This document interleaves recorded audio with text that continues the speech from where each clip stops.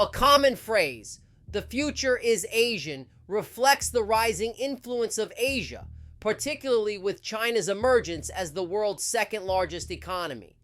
This growth is driving the progress of other Asian nations, especially within the ASEAN Association of Southeast Asian Nations group.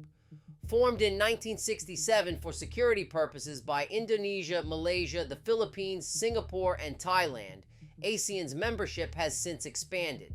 Despite facing economic crises in 1997 and 2008, ASEAN has grown into the world's sixth largest economy, simultaneously achieving significant human development and poverty reduction. ASEAN primarily aims to promote political and economic stability in Southeast Asia.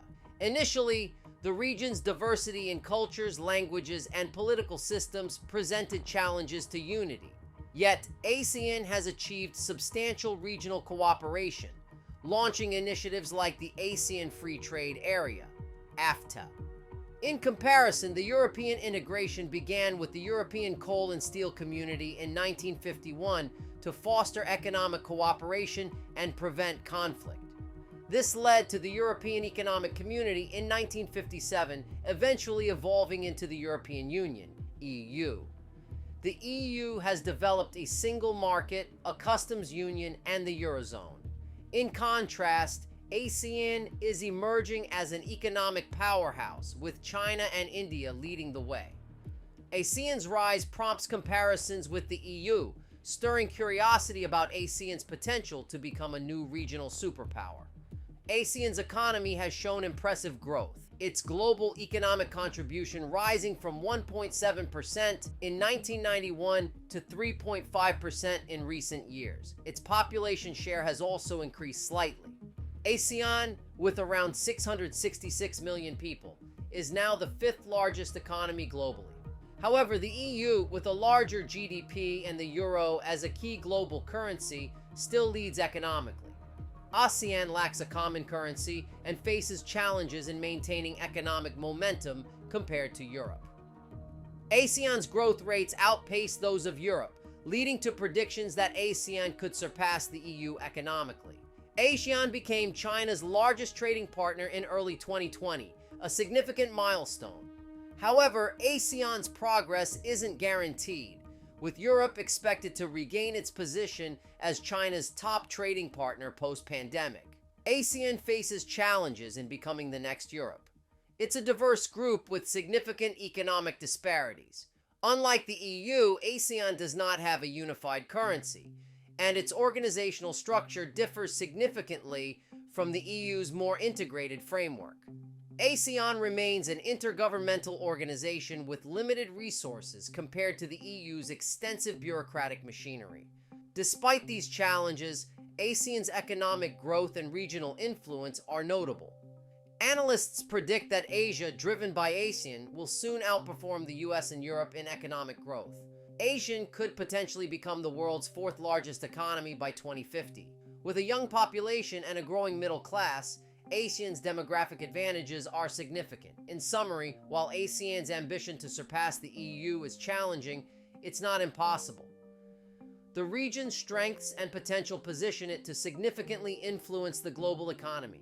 The future of Asia as an economic powerhouse is increasingly evident, and ASEAN is poised to play a key role in this transformation.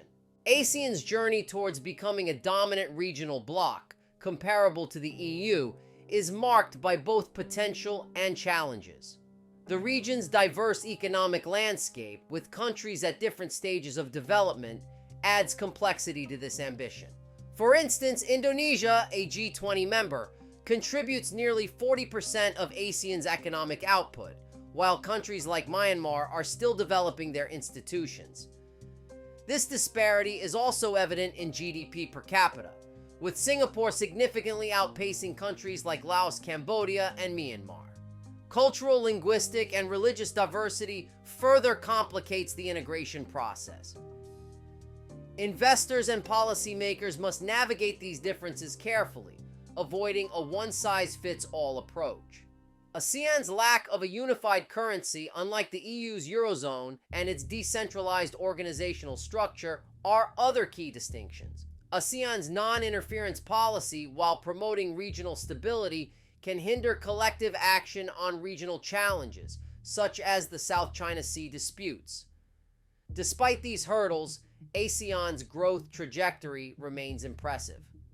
Morgan Stanley's prediction that Asia's growth will soon outpace that of the US and Europe underscores the region's economic potential. This growth is supported by strong domestic demand in major Asian economies, including China's anticipated recovery and robust growth in India, Indonesia, and Japan.